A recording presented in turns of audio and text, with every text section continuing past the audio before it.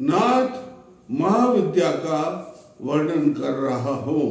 इससे अमृत तत्व प्राप्त होता है और मृत्यु पर विजय प्राप्त हो जाती है। नाथ महाविद्या, शिव महाविद्या, ये हठयोग प्रदीका पे लिखा हुआ है। भगवान शिव महा पार्वती को कहते हैं, पार्वती परमेश्वरी सुन। ये जो है विद्या, नाथ महाविद्या, शिव निद्या गुप्त चागरे विश्वेश्वरी, हे विश्वेश्वरी, हे पार्वती, ये नाथ महाविद्या, ये शिव महाविद्या, ये महाविद्या बड़ी गुप्त है।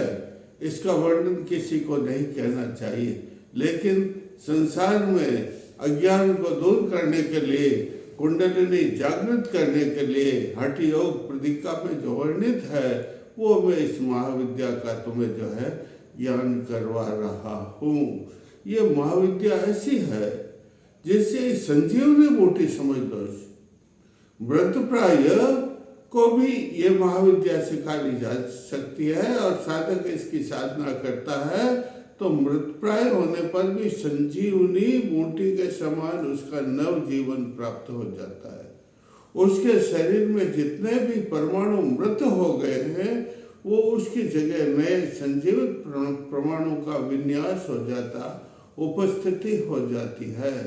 इसलिए यह परम महाविद्या, इसका ध्येय परम शिव है, माता कुंडलिनी है। इसका ध्येय क्या है?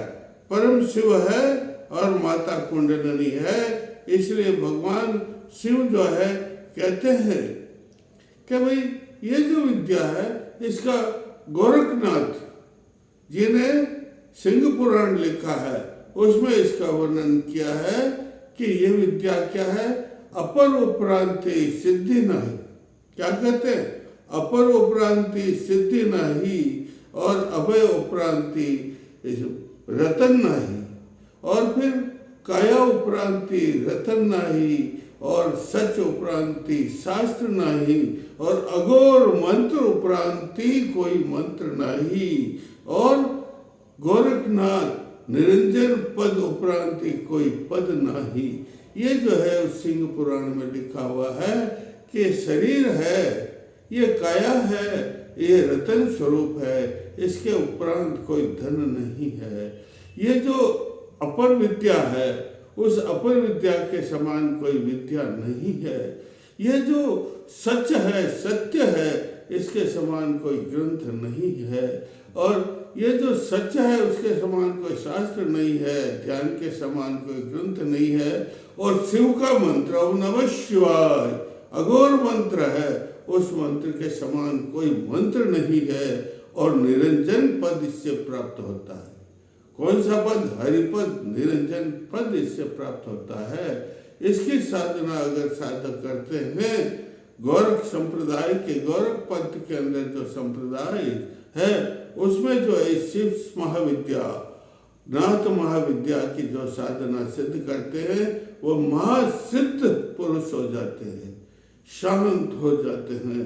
उनके समान कोई योगेश्वर नहीं होता है। इसलिए भगवान शिव कहते हैं, शास्त्रों में लिखा हुआ, क्या लिखा हुआ है? क्षीर सागर के तट पर सप्त श्रृंग हैं, उन सप्त श्रृंगों के ऊपर कौन विराजते हैं? भगवान शिव विराजते हैं। और उनके पास में कौन विराजती है? माता।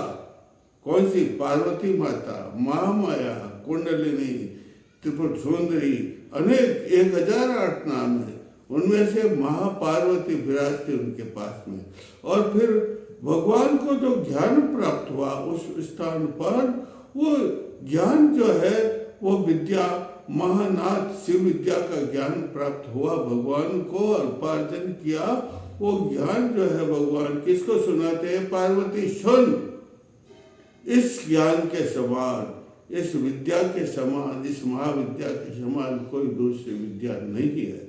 तो पात्र है, इसलिए तैयार को ये विद्या मैं बताता हूँ। और फिर भगवान शिव ने अपने परम शिष्य जो है मतेंद्रनाथ से हुई। कौन हुए? मतेंद्रनाथ को मत्स्यनाथ को गोरखनाथ जी उनके शिष्य हुए। तो पहले मत्स्यनाथ जी को ये विद्या ध्यान में दी और फिर जो है गोरखनाथ जी जो इसके परम पात्र थे। अरे भाई विद्या तो पात्र को दी जाती है, अपात्र को थोड़ी दिया जाता है, योग्य थे इसके, उनको विद्या जो गोरखनाथ को दी। गोरखनाथ जी ने नवनाथ हुए हैं, कितने नाथ हुए हैं? इन नवनाथों को ये विद्या जो है शिव विद्या, इसको क्या कहते हैं? शिव विद्या। हठ योग प्रदीपा में इसको शिव विद्या कहते हैं, इसको महाविद्या कहते हैं, इसको नाथ महाविद्या कहते हैं। ये नवनाथों को दिखाई और नवनाथों ने साधना कर अपने साधना के बल। अब कहते हैं नहीं कि शरीर काया के समान, किसके समान ये शरीर है? काया के समान कोई रतन है ही नहीं। किसके समान? अभय पद के बाद निरंजन पद के समान कोई पद ही नहीं है। कहते हैं नहीं, ग्रंथ भी नहीं है कोई, ध्यान भी इसके समान, इस विद्या के समान नहीं। तो ऐसी अपूर्व विद्या, संजीवनी रूपी विद्या भगवान शिव ने किसको बताई? माँ पार्वती को। पार्वती ने मत्स्यनाथ को, मत्स्यनाथ ने अपने परम शिष्य गोरखनाथ को ये विद्या बताई और गोरखनाथ ने इस विद्या का खूब प्रचार प्रसार भारत के, पहले स्वयं सिद्ध साधक बने, इस विद्या को प्राप्त करके अपने शरीर में उतारने लगे, समाधि लगाने लगे, कुंडली जागरण करने लगे, षट चक्र भेदन करने लगे। कौन से षट चक्र? मूलाधार, स्वादिष्ठान, मणिपुर, अनाहत, विशुद्ध और आज्ञा चक्र और ये सब चक्र। ये सब चक्रों का भेदन कहलाता है, कुंडली जागरण कहलाता है।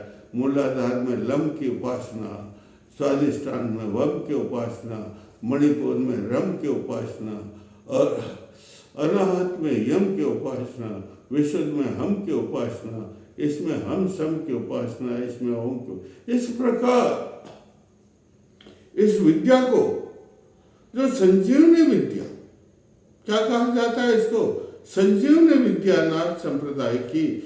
योगेश्वर होते हैं, केवल गर्मी सर्दी वर्षा सब सहन करते हैं, शरीर पर कोई वस्त्र नहीं रखते हैं, सिर्फ लंगोट रखते हैं और सिर्फ धूड़ी जमाते। क्या लगाते? धूड़ी लगाते हैं और उस धूड़ी के सामने वो बैठ जाते हैं, तपस्या करते, गौर तपस्या करते। हठ योग प्रदीपक लिखा हुआ है कि इसके समान कोई महाविद्या नहीं है। कुंडली जागरण की, सब चक्र भेदन की सबसे बड़ी विद्या है।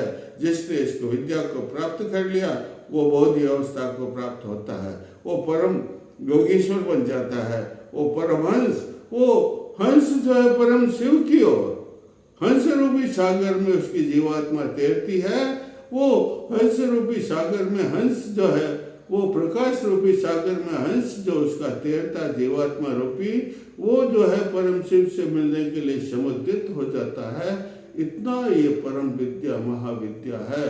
जिसने इस विद्या को प्राप्त कर लिया भाई, वो तो मान लो अमृत, सारे शरीर उसका दिव्यमान प्रभावान हो जाता है। मानो उसने जो है अमृत तत्व को प्राप्त कर लिया है और उसको इतना अमृत तत्व प्राप्त हो जाता है जिसका वर्णन नहीं किया जा सकता। लेकिन ये सबसे बड़ी विद्या गुरु तत्व की है। इसमें गुरु ही सर्वश्रेष्ठ माना जाता है, गुरु को ही परम शिव माना जाता है, परम चिदानंद माना जाता है, परमानंद माना जाता है। इसलिए गुरु का इसमें गुरुवे ओम नमः, ओम नमः शिवाय गुरुवे बिंदु कलात्मने नमः, ओम नमः शिवाय बिंदु कलात्मने नमः, ओम नमः शिवाय बिंदु कलात्मने नमः। और जो है अमृत तत्व प्राप्त करने के लिए और नवजीवन प्राप्त करने के लिए और जो है मृत्यु पर विजय प्राप्त करने के लिए ओम जुष, ओम जुष, ओम जुष, ये मंत्र आपको जपना है। और इससे बड़ा मंत्र बता देता हूं, कोई भी मंत्र जब तक संपुट नहीं लगाते हैं तब तक मंत्र सिद्ध नहीं होता है। संपुट क्या लगेगा इसमें? ओम जुष त्र्यंबकम यजामहे सुगंधिं पुष्टिं वर्धनम उर्वारुकमेव बंधना मृत्योर्मोक्ष्यमामृता। फिर उल्टा सजु ओ, ये इसका पूरा मंत्र हो गया भैया। इसको सिद्ध करना पड़ता है। योगेश्वर ये कर लेते हैं, धूनी के सामने बैठते हैं, गर्मी सहन कर लेते हैं, सर्दी सहन कर लेते हैं, शरीर पर कोई वस्त्र नहीं रखते हैं और भस्म रमाते हैं। क्या रमाते हैं? शरीर में भस्म रमाते हैं, प्राणायाम में स्नान करते हैं। ये कहते हैं ना, शास्त्रों में लिखा हुआ नहीं, वायुमंडल है, इस वायुमंडल में प्राण शक्ति का समुद्र लहरा है। उस समुद्र का कुछ अंश, प्राण शक्ति का जो समुद्र लहरा रहा है, उसका कुछ अंश इस शरीर में, उन योगियों के शरीर में, और कुछ अंश उनके शरीर मांस में। इसलिए वो मानसिक शक्ति से और शारीरिक शक्ति से सबल होते हैं। उनको हठ योग, इसी में सबसे बड़ी बात, इसको काया को श्रेष्ठ माना जाता। किसको माना जाता? अरे हठ योग प्रतिगमक जितनी भी मुद्राएं हैं, जितने भी आसन है, जितने भी प्राणायाम की विधियां हैं, लोम विलोम वस्त्रा, ये सब विद्याएं इसमें सीखनी पड़ती है। उनसे काया क्या? काया मतलब हमारा शरीर। और जब हमारा शरीर ही पुष्ट होगा, हमारा शरीर भी तंदुरुस्त होगा, तो जोरदार तपस्या कर सकेंगे। और जब जोरदार तपस्या करेंगे तो शिव से विलीन होगा, कुंडली जागृत होगी, कुंडली चक्र चक्र का भेदन करेगी, और सप्त चक्रों का भेदन करके कहाँ पहुंचेगी? भगवान शिव कैलाश में विराजते, सप्त क्षीर सागर के तट पर सप्त श्रृंग पर विराजते हैं, वह जाकर के जो है मिलन करने का प्रयास करेगी। इसलिए गुरु को स्थापित करो शरीर में।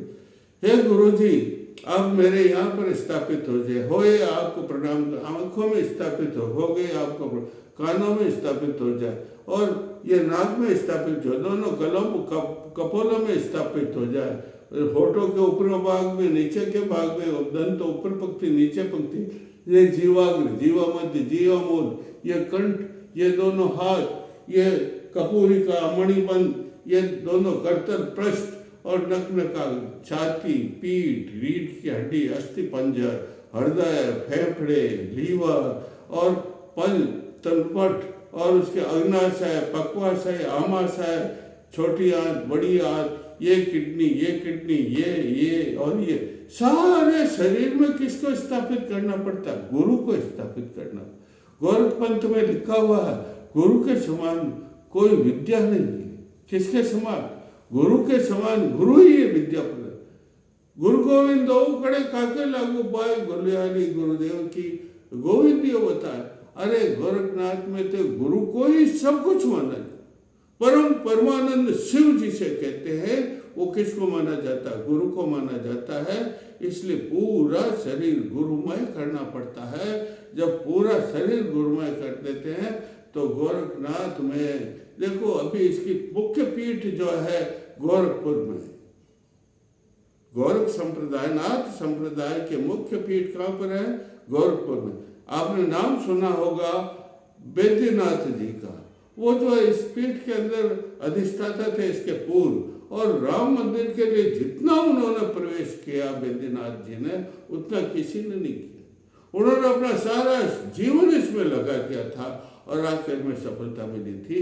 उनके परम शिष्य आदित्यनाथ जो इस गौरी के इस पीठ के अधिष्ठाता है, वो अभी जो उत्तर प्रदेश के यूपी के जो है मुख्यमंत्री हैं, वो नाथ संप्रदाय के प्रचार के साथ साथ जो है बिल्कुल शासन को, सत्ता को अपने हाथ में संभाल करके, भ्रष्टाचार मुक्त करके, और उत्तर प्रदेश को ऊंचाई के शिखर पर, धर्म को तो ले जा रहे हैं नाथ संप्रदाय से। कौन से संप्रदाय? शिव महाविद्या का प्रचार प्रसार तो वो कर रहे, क्यों? तो वो तो गादीपति है, महाविद्या से प्रचार प्रसार तो कर, लेकिन भ्रष्टाचार को समूल नष्ट करने के लिए पूर्ण प्रयास कर रहे हैं। राजस्थान में भी जो है आज से 500-600 साल पहले जंगल था, तो राव जोधा जी ने राव किला बनाने के लिए तैयारी की, तो उस किले के बीच के अंदर जो है चिड़ियानाथ जी की धूनी थी। किसकी धूनी थी? चिड़ियानाथ जी की धूनी बीच में। तो राव जोधा जी ने कहा, रे आप हटो यहाँ से, हट जाओ, कभी क्रोध नहीं करता है। जो नाथ संप्रदाय का होता है, वो या कोई भी संत हो, संतोष सबसे बड़ा, गोधन, गजधन, बाजधन, और रतन धन खान, जब आवे संतोष धन, सब धन धूल समान। अरे सब धन मिल जाए, लेकिन आज में संतोष धन नहीं है, शांति धन नहीं है, तो उसके सारे धन नष्ट हो जाते हैं। लेकिन चिड़ियानाथ जी ने तपस्या का चमत्कार बताता हूँ, नाथ संप्रदाय की तपस्या का चमत्कार बताता हूँ। वो अग्नि जलती हुई धूनी के अंदर उसको अपने कांट कपड़े में ले लिया, जली नहीं, वो तपस्या का बल था उनका। और फिर उसको लेकर के पलाशनी नामक गांव पर आकर के उस धूनी को जमाया। आज भी है, आज भी धूनी वहां पर है, लेकिन एक श्राप दे दिया था उन्होंने कि हे राजा, तुमने मुझे हटाया है तो 12 साल के अंदर एक बार यहाँ पर घोर काल पड़ेगा। वो आज भी प्रतिलक्षित होता है। इसलिए नाथ संप्रदाय, शिव संप्रदाय, महाविद्या, शिव विद्या, महाविद्या भगवान शिव की विद्या है। किसकी विद्या? भगवान शिव ने पार्वती को दी, पार्वती ने मदेशनाथ को दी, गोरखनाथ को दी, और वो परंपरा आज भी चल रही है। आज भी जो है योग विद्या के अंदर जितनी विद्या है उनमें सर्वश्रेष्ठ विद्या नाथ संप्रदाय की है। मैं और आपको कल और विद्याओं का ज्ञान कराऊंगा। बोलिए जय सिया राम।